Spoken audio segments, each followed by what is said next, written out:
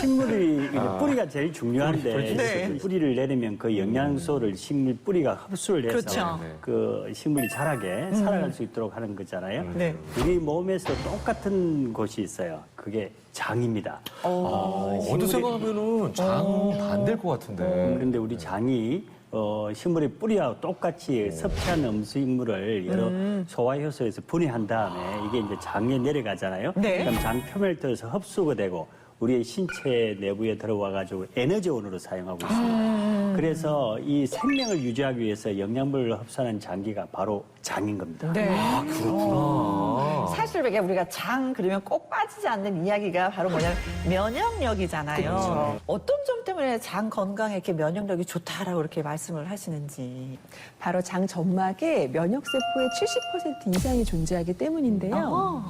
우리 몸은 24시간 동안 약 1조 개의 세포를 만들어내는데 그 가운데 약 5천여 개가 암세포입니다. 하루에도 이렇게 많은 암세포가 만들어지는데 우리가 암에 걸리지 않는 이유가 뭘까요? 걸려야 될 것 같은 느낌인데 진짜. 싸워서 뭔가 이렇게 대신 그죠? 최전선에 나가는 네, 그런 맞아요. 세포가 있지 않을까요? 바로 우리 몸의 면역을 담당하는 NK세포 덕분이거든요. NK. 이 NK세포가 우리 몸 구석구석을 순시하면서 각종 바이러스, 암세포와 싸워서 해치워버리는 거죠. 그런데 이 NK세포가 가장 많이 존재하는 곳이 바로 장입니다. 이렇게 우리 장에는 각종 유해물질의 공격으로부터 우리 몸을 보호해주는 면역세포가 다수 존재하기 때문에 네. 장 건강이 곧 우리의 면역력을 좌우하게 되는 거죠. 그러니까 장 건강이 왜 중요한지 이렇게 말씀해 주시니까 확 와닿는 것 같아요. 그러니까 장 건강을 챙기셔야 되는 이유가 또 있는데요. 뭘까요? 바로 장이 건강해야 뇌도 건강할 수 있기 때문입니다. 너무 건강 아닙니까? 맞습니다. 정말 아니 거리가 좀 먼데. 이 그렇죠. 좀 한글자인 공통점은 있지만. 네, 뇌 다음으로 신경세포가 많이 존재하는 곳이 바로 장입니다. 그래서 최근 학계에서는 장과 뇌 두 기관이 서로 상호작용을 한다는 장뇌 연결축 이론이 발표되면서 장을 제2의 뇌라고 부르기도 합니다.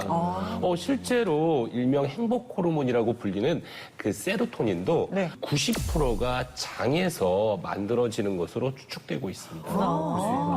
야, 장과 뇌가 연결돼 있구나. 오, 장뇌 삶.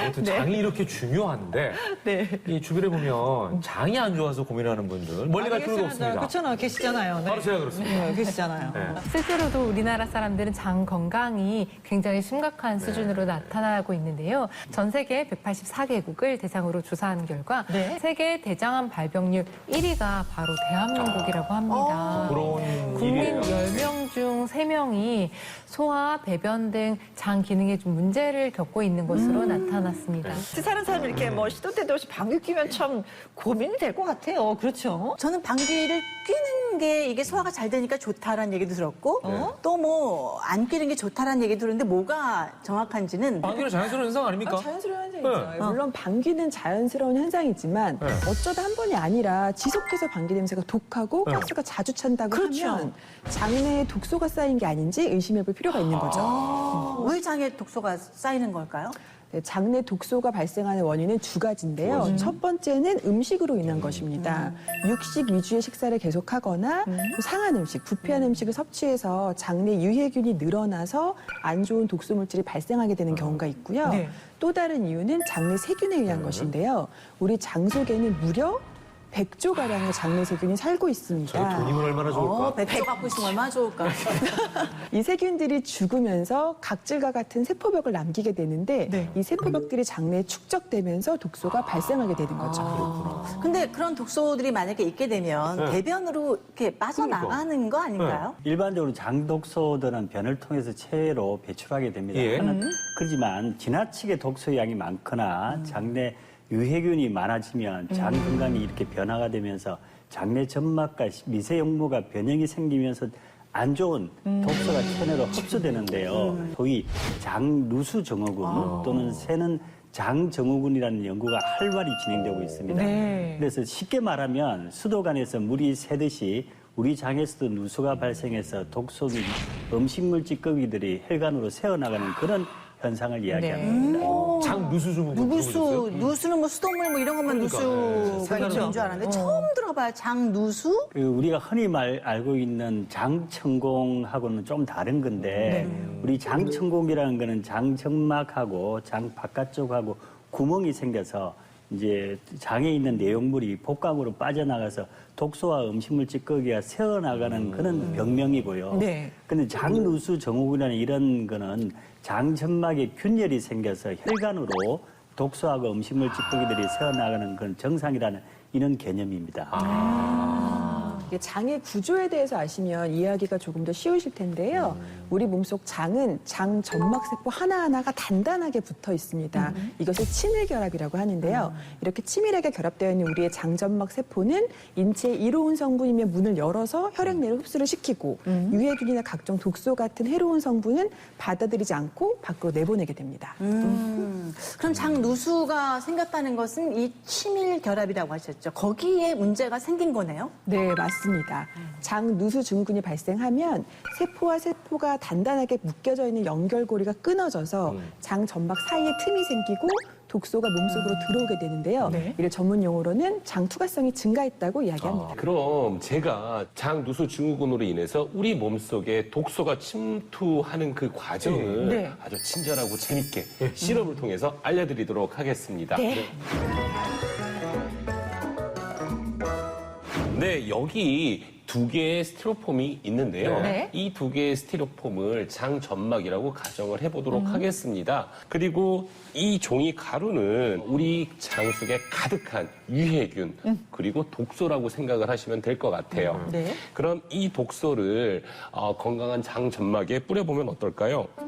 그냥 튀겨 나가지 뭐. 네, 때가 그렇죠. 없겠죠? 저 보시는 것처럼 침투하지 못하고 침투하지 못하고 이렇게 바깥에 위치하게 되죠. 하지만 건강하지 못한 우리 장 점막에 만약에 뿌려보도록 해보겠습니다. 사이사이에 스며들어서 네. 엄청 끼네. 네, 이렇게 건강하지 못한 장 점막은 독소가 또는 유해균들이 장 점막 세포 사이사이로 깊숙하게 침투하는 것을 볼 수가 있습니다. 아니 그러면 이렇게 그 장 누수 증후군이 일어나면 우리 몸에 어떤 영향을 끼치는 건가요? 장 속 유해균이나 독소가 혈액 내로 침투를 하게 되어서 우리 몸속을 돌아다니면서 각종 염증을 유발하게 되고요. 또 체내 면역 시스템을 교란해서 크론병과 같은 각종 자가 면역 질환까지 유발을 할 수가 있게 됩니다. 크론병. 크론병은 우리가 이제 많이 들어봤어요. 윤종신 씨가 그분 그때 때문에 앓고 저도 있다 그래가지고 사실 크론병이 좀 생소했다가 알려진 병인데. 네, 맞습니다. 크론병은 입에서 항문에 이른 소화관 어느 부위에서나 발생할 수 있는 만성 염증성 장 질환인데요. 크론병과 같은 염증성 장 질환의 국내 환자 수가 2013년부터 2018년 사이에 무려 40%가량이 늘어났다고 합니다. 자, 그래서 도대체 왜 우리의 장 건강이 이렇게 위협을 받고 있는지 장 건강을 망치는 습관에 대해서 알아보도록 하겠습니다. 자, 첫 번째 보겠습니다. 빨리 먹는 습관. 우리나라 사람들 정말 밥 정말 빨리 먹기로 유명한데요. 평균 어느 정도 식사하시는데? 거의 뭐 예를 들어 시간 없다 그러면 저는 진짜 한 2, 3분 안에도 밥 먹을 수 있어요. 거의 밥 말아가지고. 군대 식사네요? 말아가지고. 저는 이제 음미를 좀 해야 되기 때문에 네. 한 20분 정도는 먹는 것 20분 같아요. 정도요. 조사에 따르면 우리나라 직장인들의 평균 식사 시간은 15분 미만이라고 합니다. 저 얼마 안 걸려. 그리고 10명 중에 4명은 10분도 채 안 되는 시간에 식사를 맞춘다라고 하는데요. 이렇게 빨리 식사를 하는 것은 장 건강에 아주 치명적입니다. 이거 진짜 위에 굉장한 부담 주는 습관이죠. 빨리 먹는 거. 빨리 먹는 습관이 사실 위보다는 장에도 관련이 있습니다. 우리나라는 탄수화물 위주의 식단이 주를 이루잖아요. 이 탄수화물을 분해하는 것은 위가 아니라 침 속의 아밀라제죠. 그래서 위에서는 이 아밀라제가 한 방울도 분비가 안 되기 때문에 탄수화물 위에서는 연동 운동에 의해서 움직임만 있을 뿐이지 소화에는 크게 영향을 미치지 않는 거죠. 네, 탄수화물의 소화 요소가 없기 때문에 위에는 사실 생각보다는 그렇게 크게 부담이 없다는 거죠. 그렇다면 탄수화물이 장에는 어떤 영향을 미치는지요? 이 장의 온도는 약 37도 가량으로 뜨거운 여름날이라고 생각하시면 됩니다. 여름에 밥을 밖에 내놓으면 어떻게 되죠? 쉬죠. 네, 당연히 상하겠죠. 마찬가지로 분해되지 않은 탄수화물이 그냥 장으로 가버리면 장 속에서 부패하게 되는 거예요. 네, 그런 부패한 탄수화물이 안 좋은 세균을 번식시키고 각종 독소를 만들게 되겠죠. 이렇게 밥을 빨리 먹는 습관은 장을 독소 덩어리로 만드는 아주 치명적인 습관이라고 할 수가 있겠습니다. 오늘 진짜 공부가 되는 것 같다. 네. 그러면 장 건강을 망치는 두 번째 습관은 뭔지 한번 살펴보도록 하겠습니다. 자, 두 번째 습관. 아침밥 거르기. 이게 그렇게 안 좋은 거구나. 우리의 장이 섭취한 음식물로부터 각종 영양소를 흡수하고 난 다음에는 나머지 찌꺼기는 밖으로 배설을 하게 되겠죠. 그렇죠. 이 변에는 위해 세균하고 독소를 유발하는 요인들이 많이 있습니다. 저 변을 장 속에 오래 둬서 좋을 거 하나도 없는 거죠. 그렇죠. 제가 이해하기 쉽게 준비한 게 하나 있습니다. 네. 이 찰흙을 네. 변이라고 생각하면 네, 떴어요. 한 네. 스푼을. 이 1g 되는 변에 세균이 무려 1000억 마리가 있습니다. 1000억 마리가 있습니다. 이 세균 덩어리 변을 가장 내보내기 좋은 시간이 네. 언제인 줄 아십니까? 언제? 바로 아침 식사 직후입니다. 아니 그러면 아침에 보통 아침 배변 식사. 활동이 잘 되는 뭐 이유가 있나요? 네. 그러면은? 우리 몸에 음식물이 들어오면 네. 결장에 쌓아놓던 대변 재료가 어디로 가느냐면 직장으로 이동하면서 밀리면서. 그 자극이 아까 장하고 대뇌하고 관계된다 그랬잖아요. 네. 대뇌 피질로 전달해서 네. 배변 욕구가 일어나게 됩니다. 그거를 우리가 의학적으로 위대장 반사 운동이라고 일컫습니다. 위대장 반사 운동은 아침 식사 후가 가장 강하기 때문에 네. 아침밥을 드시는 게 무조건 배변 활동에 도움이 됩니다. 실제로 일주일에 5번 이상 아침 식사를 한 집단과 아침 식사를 하지 않은 집단을 대상으로 해서 설문조사를 실제로 실시해 봤더니 자신의 장이 건강하다라고 응답한 비율이 아침 식사를 한 쪽에서 2배 이상 높았다라고 합니다. 장 건강을 망치는 마지막 세 번째 습관 살펴보겠습니다. 네. 밀가루 이제 식탁. 밀가루는 맛있어. 우리를 유혹해. 이 밀가루에는요, 네. 글루텐이라는 성분이 들어있는데요. 이 글루텐이 장 점막을 헐겁게 하는 물질인 조눌린의 양을 늘린다는 연구 결과가 있습니다. 즉, 밀가루 음식을 많이 먹게 되면 장 누수 증후군에 걸릴 확률이 높아지는 거죠. 또 선천적으로 글루텐을 소화하지 못하는 글루텐 불내증을 가진 분들도 계신데요. 왜 밀가루만 먹으면 소화가 좀 잘 안 된다는 맞아요. 얘기를 하시는 맞아요. 분들 많이 더부룩하다 계시죠. 이렇게 표현하시죠, 어르신들. 바로 이런 분들이 바로 글루텐 불내증에 해당할 수가 있는데요. 소화가 되지 않고 장 속에 남은 글루텐 조각은 장 점막을 뚫고 들어가서 면역계를 자극하고 장 점막에 염증을 유발을 해서 우리 장 건강을 위협을 하게 됩니다.